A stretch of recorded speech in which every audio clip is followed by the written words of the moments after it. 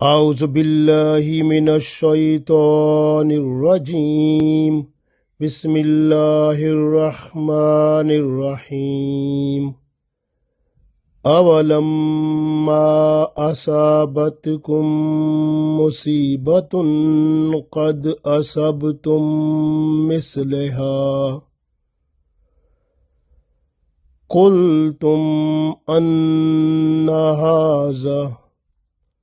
قل هو من عند انفسکم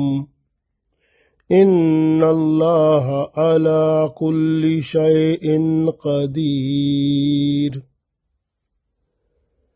وما اصابکم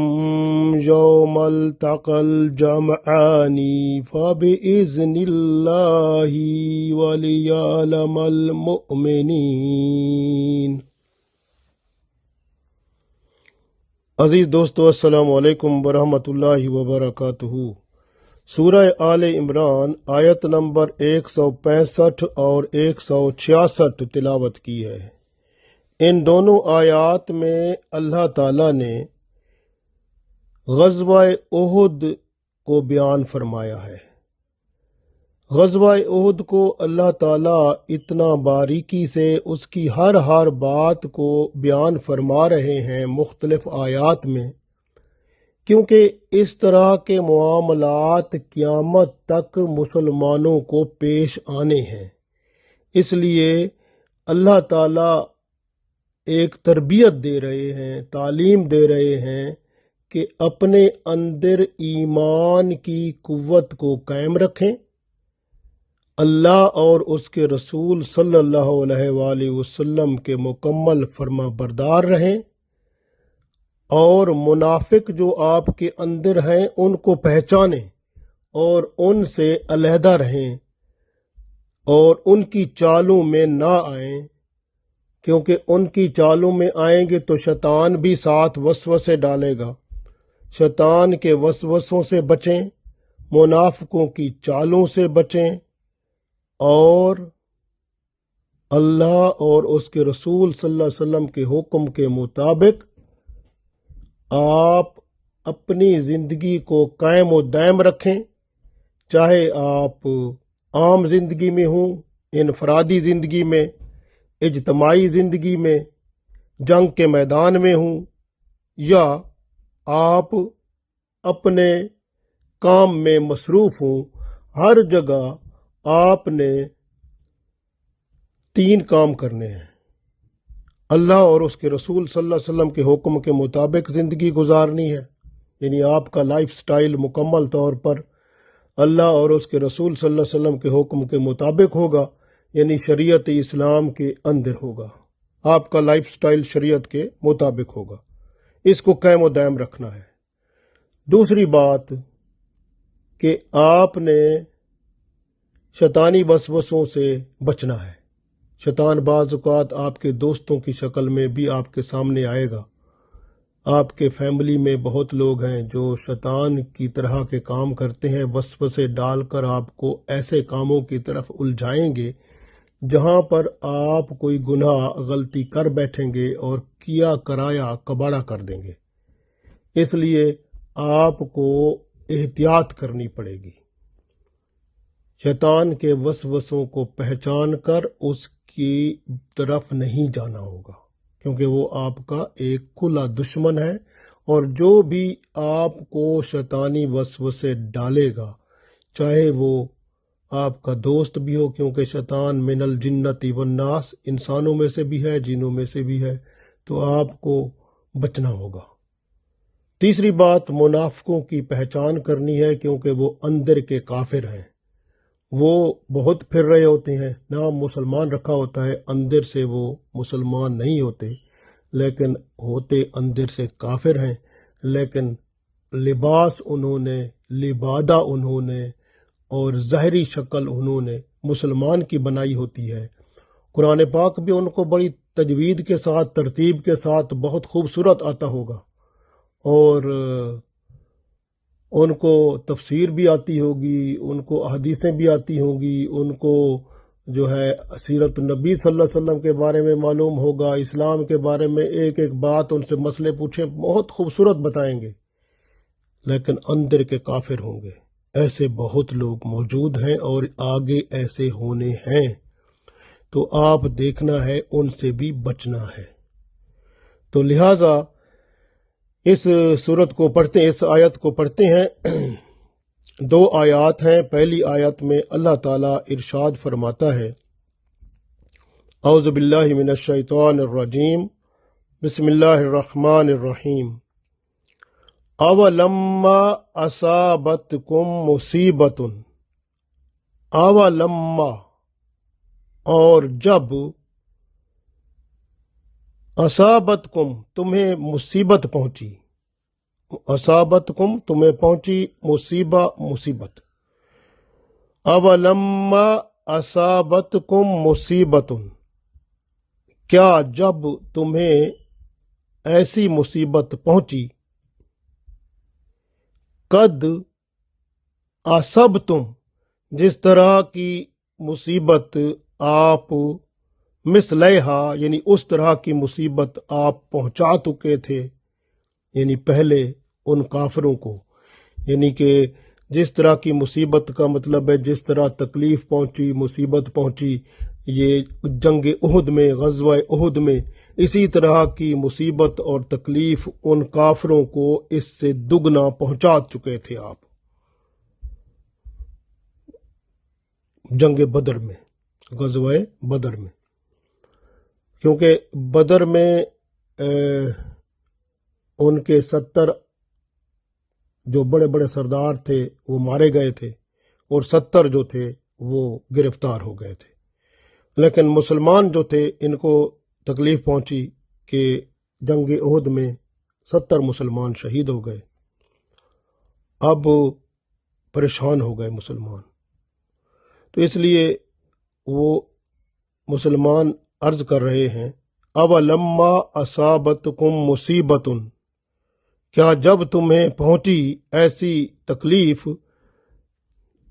غزوہ احد میں، قد اصبتم مثلہا، اس سے دگنا تکلیف آپ ان کافروں کو جنگ بدر میں پہنچا چکے تھے، کل تم، اب تم کہنے لگے ہو،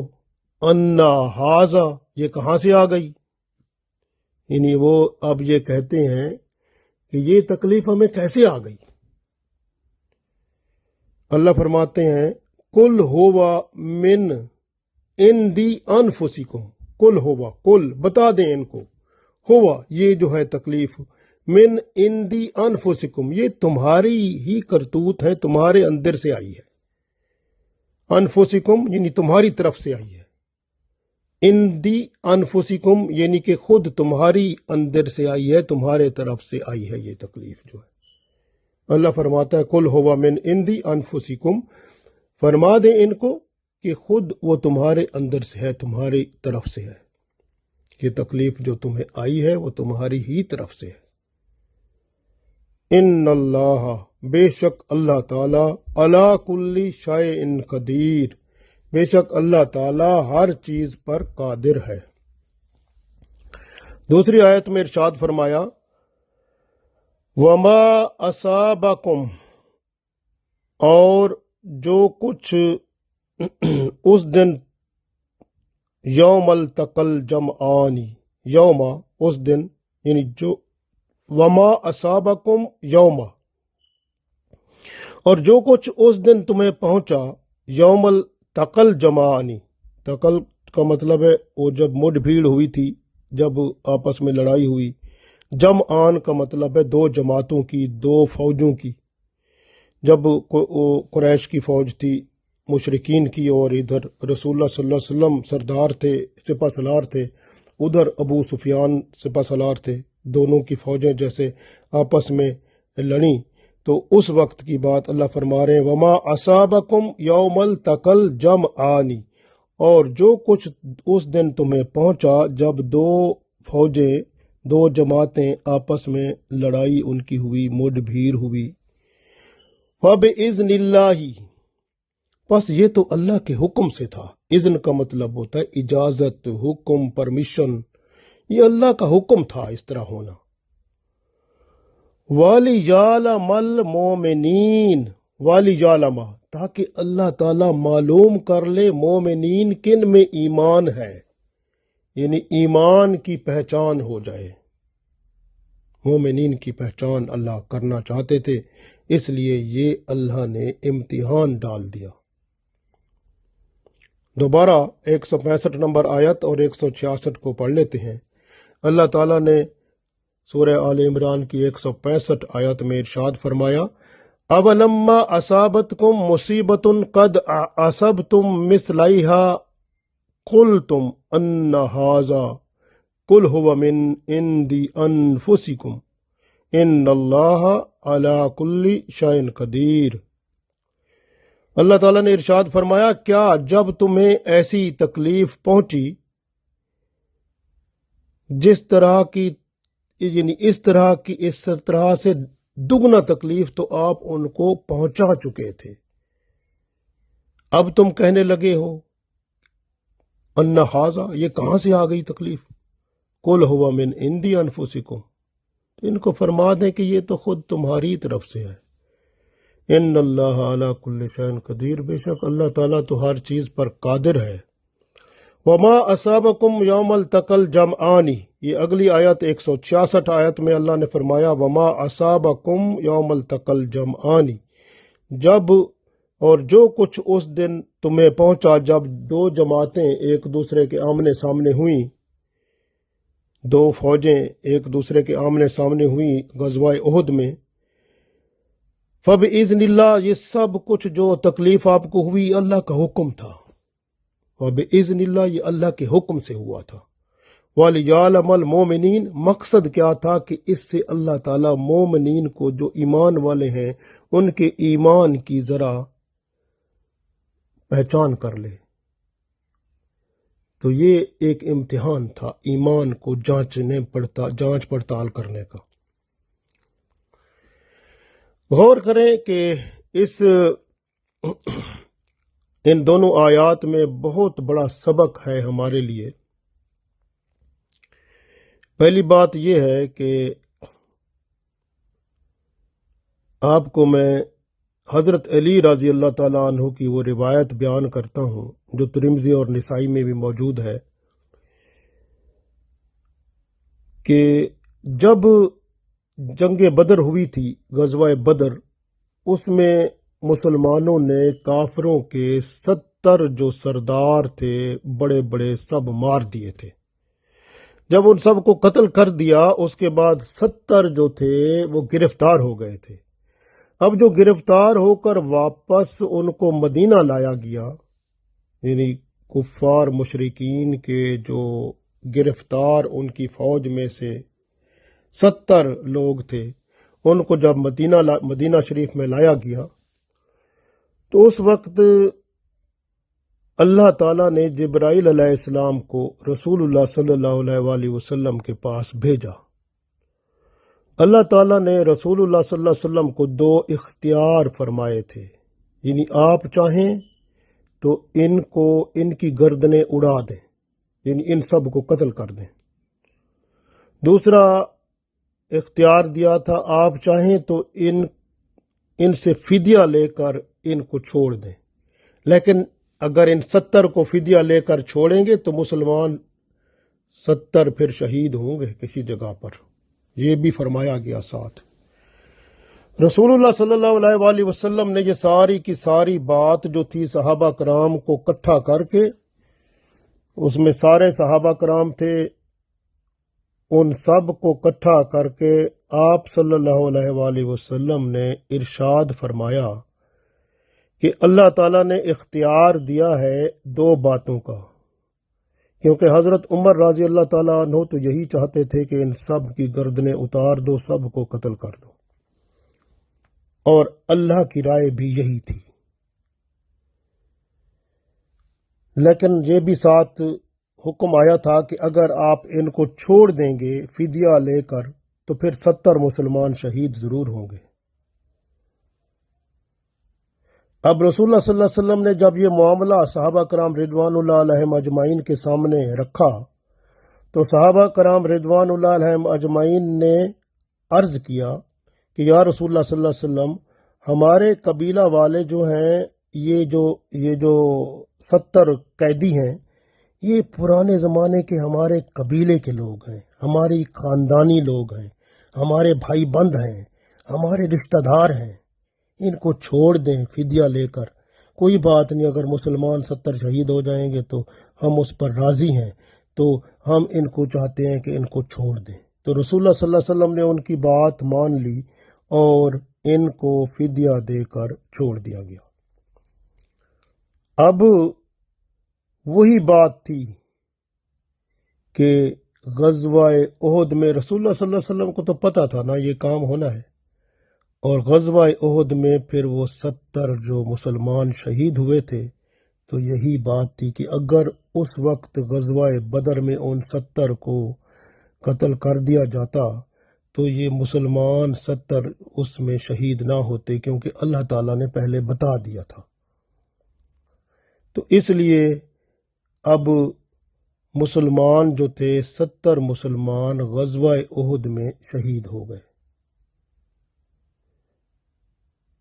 اور یہاں پر ایک اور بات جو اس میں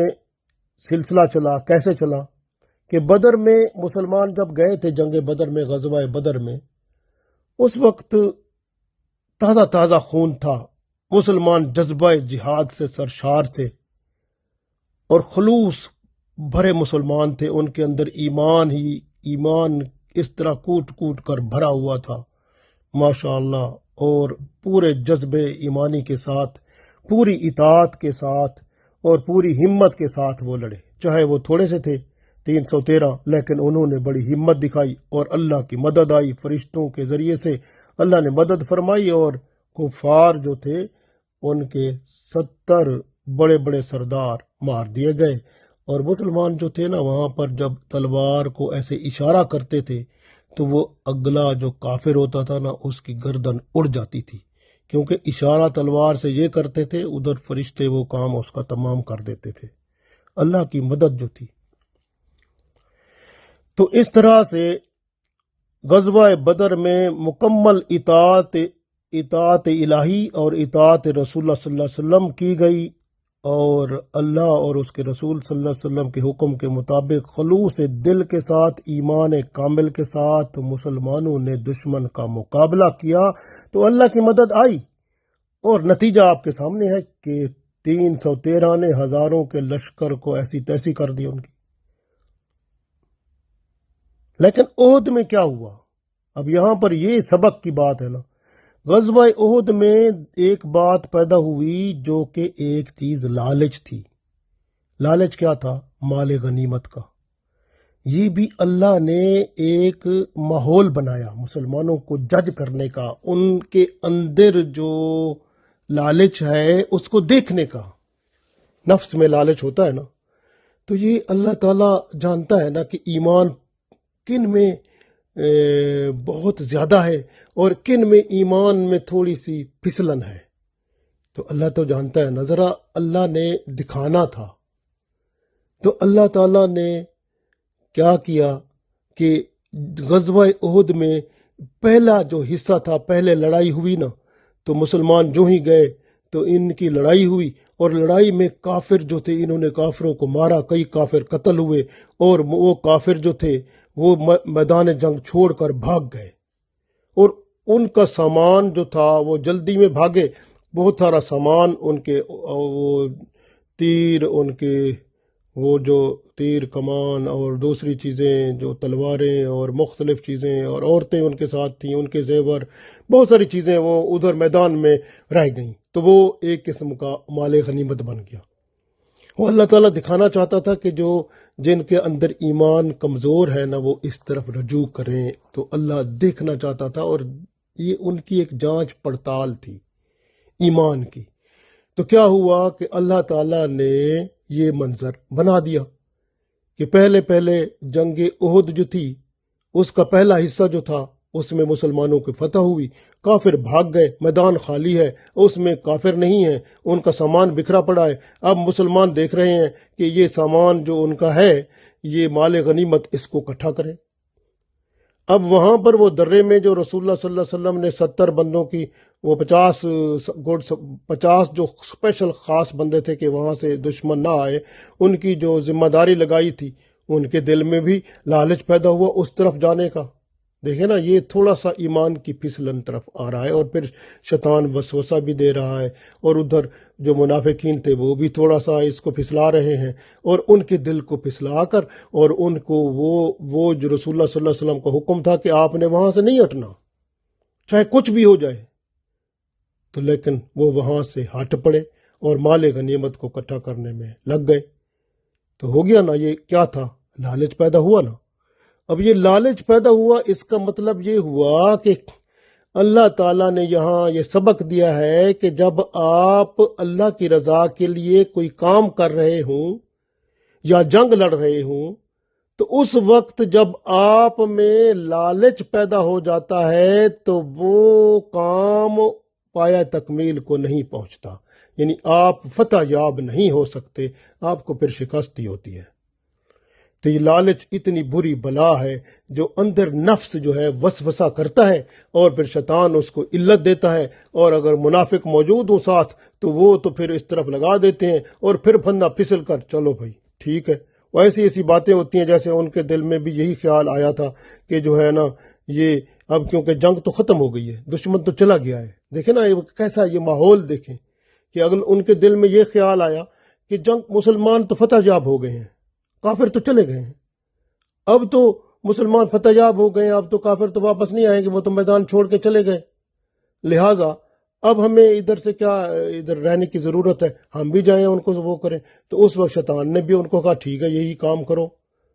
اب یہ تو پتہ نہیں تھا کہ وہاں جہاں درہ وہ چھوڑیں گے، اور اسی طرف سے خالد بن ولید جو ہے وہ 400 گھوڑ سواروں کے ساتھ حملہ کر کے ان کا معاملہ سارا خراب کر دے گا،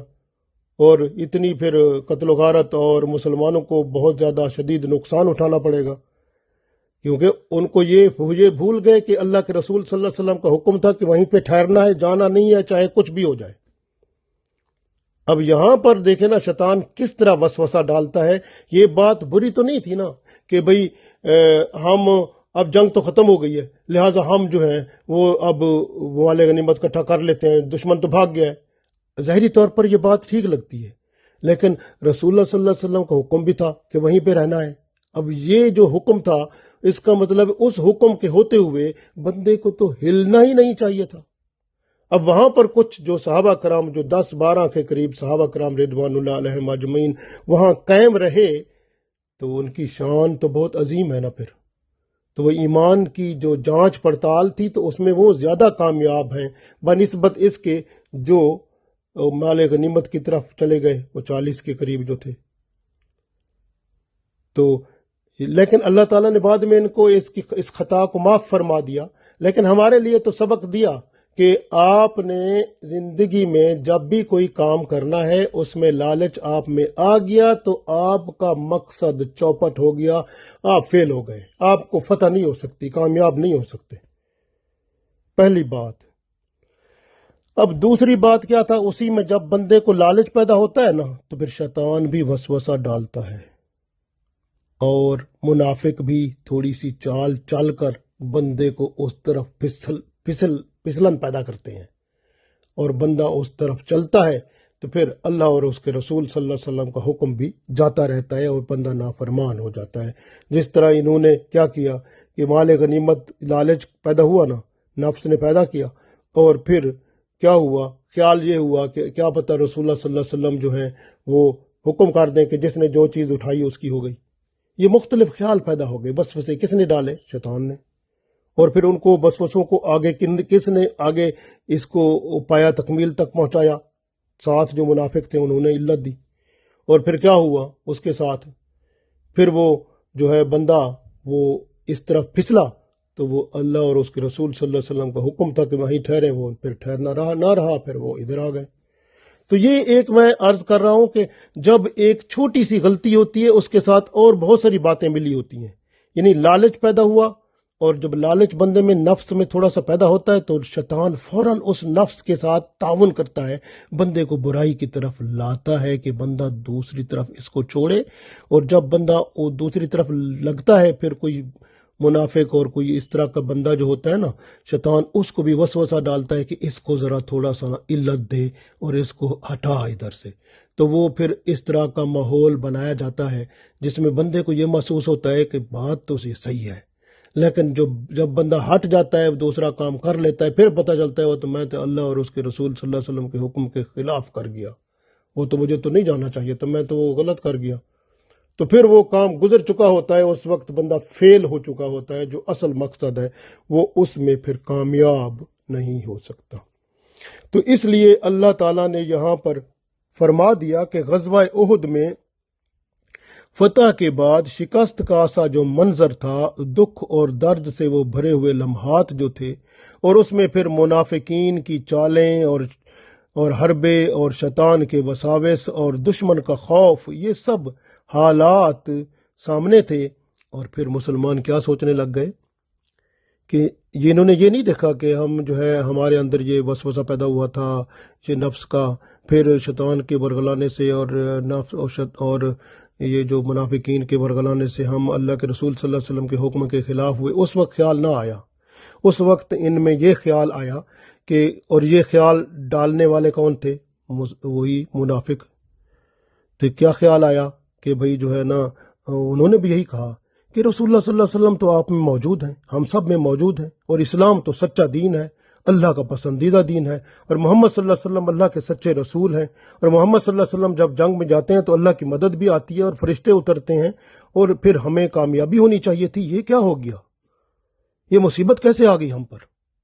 یہ بات ہوئی، اس لیے انہوں نے کہا کہ اولما اصابتکم مصیبت قد اصبتم مثلہا، تو پھر اللہ نے فرمایا جب انہوں نے کہا کل تم ان ہاذا، کل تم، تو اب وہ کہنے لگے ان ہاذا، کہاں سے آ گئی یہ، کہاں سے تکلیف آ گئی، کہاں سے یہ مصیبت آ گئی، کیسے یہ ہو گیا ہمارے ساتھ، جبکہ رسول اللہ صلی اللہ علیہ وسلم ہمارے ساتھ ہیں، اور یہ جو ہے اسلام دین ہمارا ہے، اللہ کا پسندیدہ دین ہے، فرشتے مدد کرتے ہیں، یہ کیسے ہو گیا ہمارے ساتھ؟ اور شیطانوں نے بھی وسوسے ڈالے تھے اور منافقوں نے بھی، تو بندے جو تھے ان میں یہ خیال آ گیا۔ پھر اللہ نے فرمایا کل، ان کو بتا دو، ہو من عند انفسکم، یہ تمہاری اپنی طرف سے ہے، کیونکہ تم نے رسول اللہ صلی اللہ علیہ وسلم کی حکم کی نافرمانی کی، نفس کے وسوسے میں وہ گرفتار ہوئے، مال غنیمت کے لالچ میں آئے اور پھر شیطانی وسوسے میں چل پڑے، تو پھر یہ تمہارے اپنی طرف سے تھا، اگر یہ نہ ہوتا تو تمہاری فتح تھی۔ اس لیے اللہ نے فرما دیا ان اللہ علی کل شیء قدیر، کہ اللہ ہر چیز پر قادر ہے۔ تو کتنا خوبصورت ہمیں سبق ملا کہ ہم کوئی بھی کام کریں گے اس میں لالچ پیدا نہیں ہونا چاہیے، اور پھر شیطانی وسوسے اور پھر منافق آ جاتے ہیں، کوئی مل جل کے پھر ہمارا وہ اصل پٹڑی سے ہم ہٹ جاتے ہیں۔ تو اللہ تعالیٰ نے یاد دلایا کہ جتنی مصیبت تم پر آج پڑی ہے، یعنی یہاں پر اللہ تعالیٰ نے تھوڑی سی حوصلہ افزائی بھی کی مسلمانوں کی، کہ جو ہے نا اب تم پر جو مصیبت پڑی ہے تو اس سے دگنا تم نے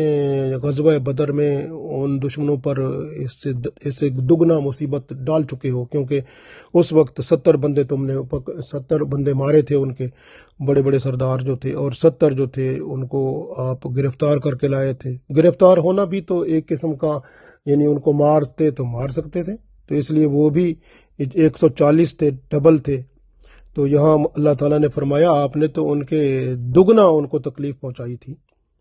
تو گھبرانے کی بات نہیں ہے۔ تو اس لیے اللہ تعالیٰ نے یہاں پھر حوصلہ بھی دیا کہ تم گھبراؤ نہیں، کہ تم نے تو ان کے ڈبل مارے تھے نا، تم نے تو ان کو زیادہ نقصان کیا تھا۔ تو اللہ تعالیٰ نے ساتھ حوصلہ بھی عطا کیا، اور ساتھ اللہ تعالیٰ نے یہ بھی فرمایا ان اللہ علی کل شیء قدیر، کہ اللہ تعالیٰ ہر چیز پر قادر ہے۔ تو اس میں سب سے بڑی بات یہ ہے، آگے دیکھیں کہ جب اللہ تعالیٰ نے اگلی آیت میں ارشاد فرمایا وما اصابکم یوم التقى الجمعان، اور اس دن جو تمہیں تکلیف پہنچی، جو ہوا اس دن جب دونوں فوجیں ایک دوسرے کے سامنے آ گئیں، لڑائی شروع ہوئی، تو یہ جو کچھ ہوا فبإذن اللہ، یہ اللہ کا حکم تھا، کیونکہ اللہ تعالیٰ کیوں وَلِيَعْلَمَ الْمُؤْمِنِينَ، کیونکہ اللہ مومنوں کو دیکھنا چاہتا تھا، تو اس لیے تو اللہ تعالیٰ نے ایسے کیا کہ پہلے مرحلے میں کیا ہوا کہ دشمن شکست کھا گیا، میدان چھوڑ گیا اور اپنا جو ساز و سامان بھی چھوڑ گئے، تو ان کا مال غنیمت تاکہ مسلمانوں کو دیکھا جائے ان کا ایمان لالچ میں آ کر اس کو اکٹھا تو نہیں کرتا۔ اور یہ کتنا خوبصورت منظر اللہ نے خود پیدا کیا، اور ایمان کو جج کرنے کے لیے، ایمان کی جانچ پڑتال کرنے کے لیے کہ مسلمانوں میں ایمان دیکھا جائے کہ کون کامل ہیں جو اللہ اور اس کے رسول صلی اللہ علیہ وسلم کے حکم کے مطابق اپنی جگہ پر ٹھہرے رہتے ہیں، اور کون وہاں سے ہٹ کر اس کو اکٹھا کرنے میں لگتے ہیں۔ یہ خوبصورت منظر اللہ نے پیدا کیا جج کرنے کے لیے۔ تو یہ ہمیں ایک موقع اللہ تعالیٰ دے رہا ہے سمجھنے کا کہ ہماری زندگی میں بھی ایسے امتحان آئیں گے، اور ہمیں بھی اس طرح مختلف طرح سے آزمایا جائے گا۔ تو ہمیں اس وقت ذرا احتیاط کرنی ہے، لالچ میں نہیں آنا، اور اللہ کی طرف جھکنا ہے، اور معافی مانگنی ہے، استغفار کرنا ہے۔ اور ہمیشہ یاد رکھیں کہ جب بھی فتح ہوتی ہے نا، فتح کی شرائط ہوتی ہیں کہ رسول اللہ صلی اللہ علیہ وسلم اور اللہ تعالیٰ کے حکم پر مکمل فرما بردار ہونا پہلی بات ہوتی ہے۔ اگر آپ فتح حاصل کرنا چاہتے ہیں تو پہلا کام کیا ہے؟ اللہ اور اس کے رسول صلی اللہ علیہ وسلم کے مکمل فرما بردار ہو جائیں۔ دوسری بات، صبر کریں، تکلیف پہنچتی ہے، صبر کریں، اللہ کو یاد کریں۔ تیسری بات، تقوی اختیار کریں، یعنی پرہیزگار ہوں، کوئی لالچ نہ کریں کسی چیز کا، اور صرف تقوی کے اوپر اللہ پر مکمل توکل سے رہیں۔ اور مسلمانوں نے یہاں پر صبر نہ کیا، تھوڑا صبر کر لیتے، وہیں پہ رکے رہتے اور وہ نہ بھاگتے، تو ادھر ہی درے کی طرف سے اگر دشمن آتا تو اس کو وہیں سے بھگا دیتے، اور بعد میں ساری یہ جو مال غنیمت پڑی تھی آرام سے اس کو اٹھا سکتے تھے۔ صبر کرتے نا، صبر نہ کیا، یہ کتنا نقصان ہوا پھر۔ تو اسی طرح دوسری بات انہوں نے، تقوی کا مطلب ہے، التقوی یہی ہوتا ہے کہ اللہ اور اس کے رسول صلی اللہ علیہ وسلم کے حکم کو مانا جائے، تو وہ اپنی جگہ سے ہٹ گئے، وہ نہ مان سکے۔ اور تیسری بات کیا تھی کہ جو ہے نا وہ شیطان کے وسوسے میں بھی آئے اور منافقوں کی چالوں میں بھی آ گئے۔ اس طرح سے بندہ جو ہے اپنے اصل مقصد سے ہٹ جاتا ہے۔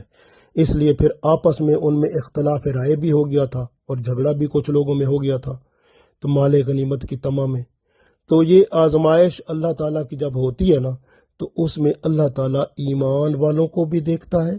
اور جن کے اندر نفاق ہوتا ہے، منافقت ہوتی ہے، وہ بھی سامنے آ جاتے ہیں۔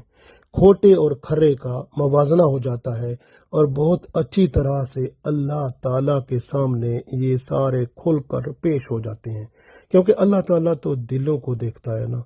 اور دل جو ہوتے ہیں نا، انہی کے اندر تقویٰ ہوتا ہے، اور انہی کے اندر نفاق ہوتا ہے، اور منافق کی پہچان بھی دل سے ہوتی ہے، مومن کی پہچان بھی دل سے ہوتی ہے۔ دل بہت اہم ہے، توجہ کیا کریں، اپنے دل پر نظر رکھا کریں، اور اپنے ذہن میں جو خیال پیدا ہو کوشش کیا کریں، اسی وقت اللہ سے دعا کیا کریں کہ اگر برا خیال ہے تو یہ پایہ تکمیل کو نہ پہنچے، یعنی اس پر عمل میں نہ کر سکوں، اللہ تعالیٰ میرے اندر ایسی طاقت پیدا کر دے۔